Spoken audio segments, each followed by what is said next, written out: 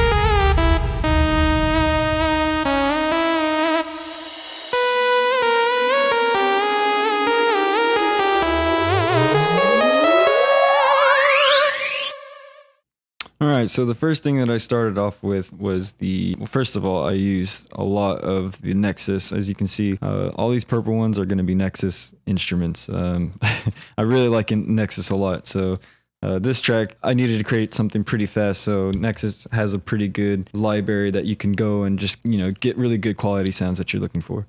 Alright, so the first element is this bass ARP sound from Nexus. Let me open it up. So yeah, it's just the dark bass from the EDM library that you can purchase from the expansion packs. Pretty good bass sound.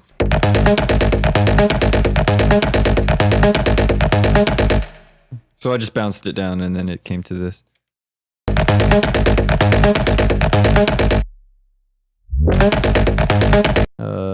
I used the BT mod wheel preset in the arpeggio library and it gets that sound. Yeah, so for the kick, I used a Romero plugin, and it's a great plugin, by the way. The first one that goes off is actually a filtered kick. It's not filtered all the way. There's still some boom in there, but let me just play it for you. So as that's going, you can see it. There's still some good boomness in there, so it has a solid sound to it. But then when it gets to this track, it's gonna open up this up. For the hi-hat and snare, it's actually just the preset from the Nexus library. It is actually from the EDM expansion pack, and I use a Sequence Melbourne 4. Actual sound itself actually has a lot of layers in it. I actually had to go to the mix tab and disable a lot of the elements that were in that sequence. I'll just play it for you guys so you can hear what it sounds like. So it's just a simple hi-hat and snare. Let me enable all of these so you can actually hear what it was supposed to be.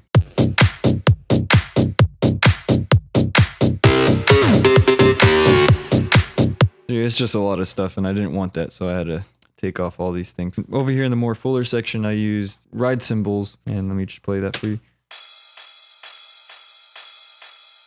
Ultra Beat's a pretty good sampler, especially for drums if you're trying to get some stuff in fast. So I'm going to play all the drums together, let you see how it sounds.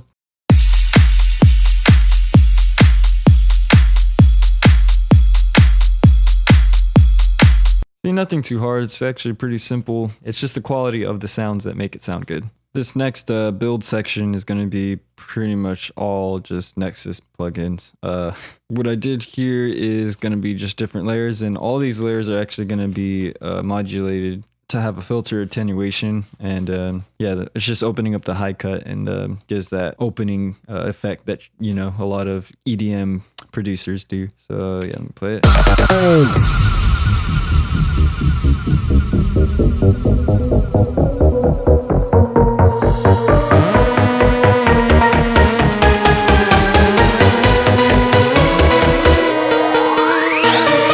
So these are the elements of the build section.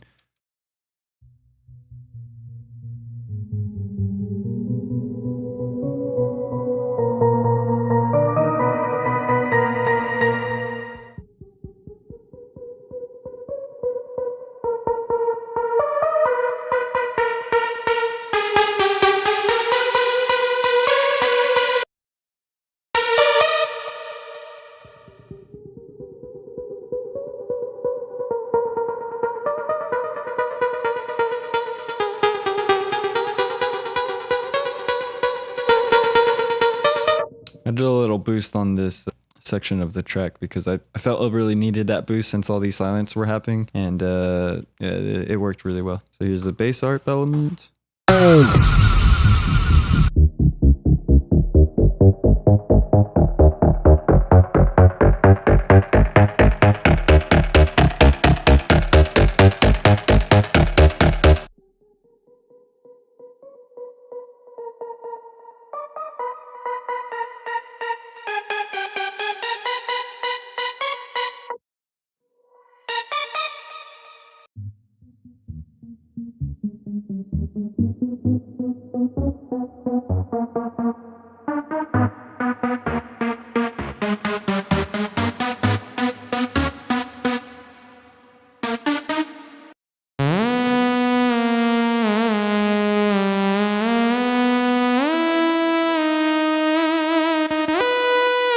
And then there's some rise and white noise effects to get the impression of build happening. It's just simple effects that I've made in my own libraries.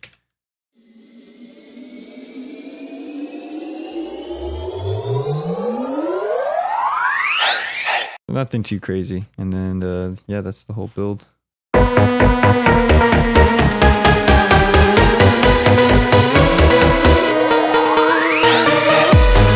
So the chorus one section, or the drop, don't really know if it's so much of a drop, but I guess it is. Anyways, yeah, this is pretty much all the elements, and let me just play them one by one. Well, actually, let me play them all together and just let you hear how they sound.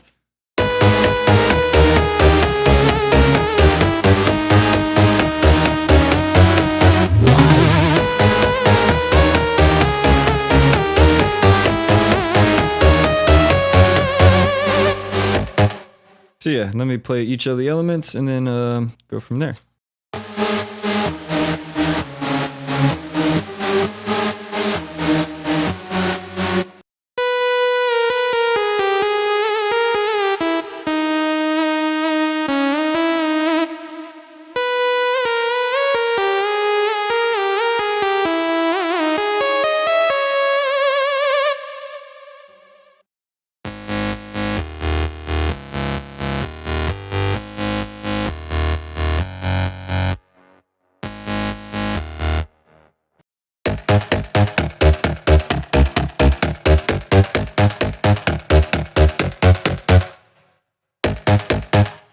This bass arp is actually the same as the beginning one. I just changed the arpeggiated settings to the Italo 80s, and it gave that more, sounds a little bit more on the halftime rhythmic timing. And yeah, I used that to have the same sound but in a different rhythmic performance.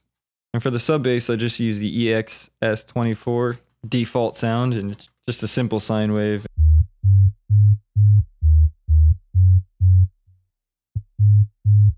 And yeah, that's what you get for the drop section.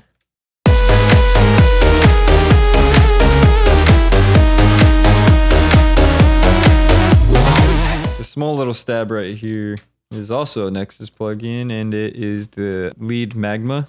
And to get the vibrato modulation effect, I just did the pitch bend because it's not actually set up in the actual plugin itself. So I just did a manual pitch bend to get the vibrato effect. For the next section, introduce this digital xylophone, and it's also a Nexus plugin. I know I use Nexus a lot, whatever. But yeah, let me play it for you. This is what it sounds like.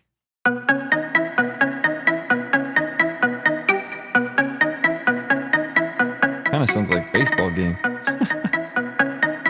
And then within the mix,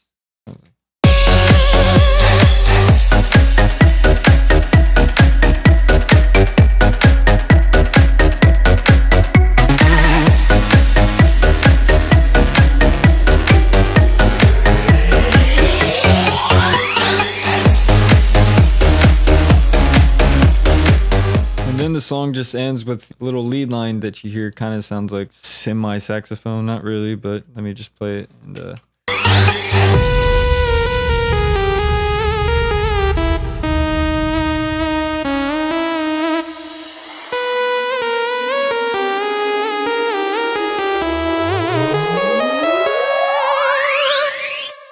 reason why I did that is because I wanted the track to loop in the game, and there is some reverb that actually bleeds out after this. So to accommodate for that, I actually went into Pro Tools and I chopped the ending bleed of the reverb and attached it to the beginning of the track. So that way, whenever it loops, it just sounds like it's always looping, and then that the bleed from the reverb in the end actually starts in the beginning.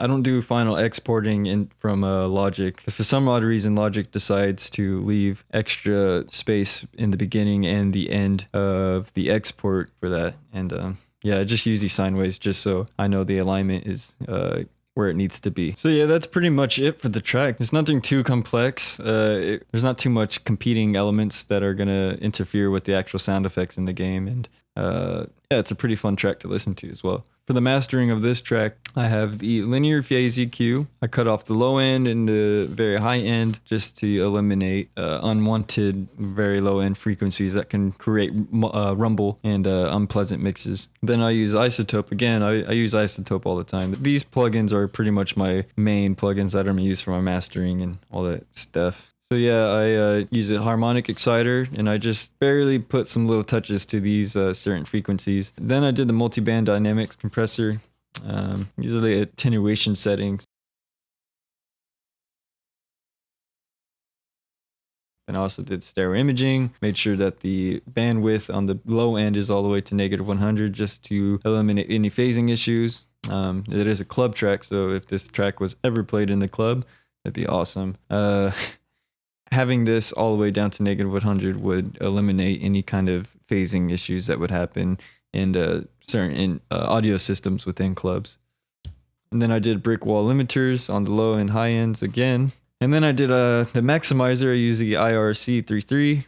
I did it to -3.9 threshold. Yeah, that's pretty much what I use for Isotope.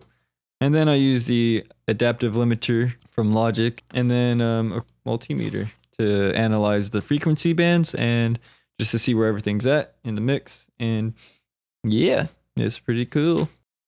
All right, if you're actually curious what this game is about, it's not a game that you're actually going to play and have a full storyline. It's actually made for the purpose of selling the asset or the system to be utilized in the Unity 3 engine. And I'm not too tech savvy about it, but I will leave a description so you guys can come check this out. If you know a lot about games and programming and all that stuff, this would be a pretty cool thing for you guys to check out. Also, if you would like to follow the developer, which is Strangefire, you could do so at indiedb.com.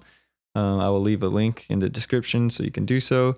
Also, as well, check out their website, see what these guys do and what they're capable of. And as well as the Twitter to get the following or to get the latest updates and all the good stuff. And yeah, it's pretty cool. All right, so this concludes the rest of this video. If you have any questions y'all like to ask me, feel free to comment or message me, and try to get back to you as soon as I can. Hopefully you learned something, and hopefully you continue learning from all the videos that I post. And yeah, I'll see you in the next video, and hopefully it's something really exciting and not so boring. All right, bye.